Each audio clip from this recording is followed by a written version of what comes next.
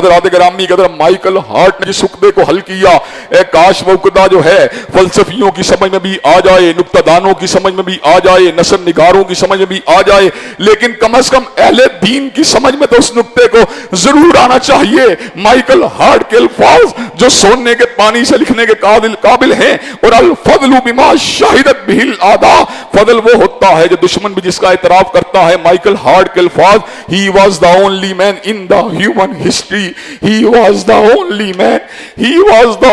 man in the human history who was supremely successful in both secular and religious phases of life۔ وہ کائنات کا واحد انسان ہے جو صرف دنیا روحانیت کا امام نہیں بلکہ دنیا مادیت کا بھی امام ہے۔ حضرات گرامی قدر اپنے الفاظ میں، خطابت کے الفاظ میں اور حتیبانہ محبت اور پیار میں حضور اقدس کی ذات اقدس کے ساتھ اپنی والہانہ وابستگی کے اظہار میں، اور ایک پروانہ جو شمع رسالت کے پر قربان ہونے کے لیے بےتاب ہے، اس کے جذبات اور احساسات کو آپ حضرات کے سامنے منکشف کیا جائے تو بات کچھ یوں بنتی ہے۔ وہ کائنات کے واحد رہنما ہیں جو جلوت کے بھی امام ہیں اور حلوت کے بھی امام، میرے ظاہر کے بھی امام ہیں، میرے باطن کے بھی امام، میری بصارت کے بھی امام ہیں، میری بصیرت کے بھی امام، اور میری سماعت کے بھی امام ہیں، میری فکر کے بھی امام۔ حضرات گرامی قدر میرے حلیے کے بھی امام ہیں، میرے لباس کے بھی امام، اور میری سیاست کے بھی امام ہیں، میری ثقافت کے بھی امام، میری تہذیب کے بھی امام ہیں، میرے تمدن کے بھی امام۔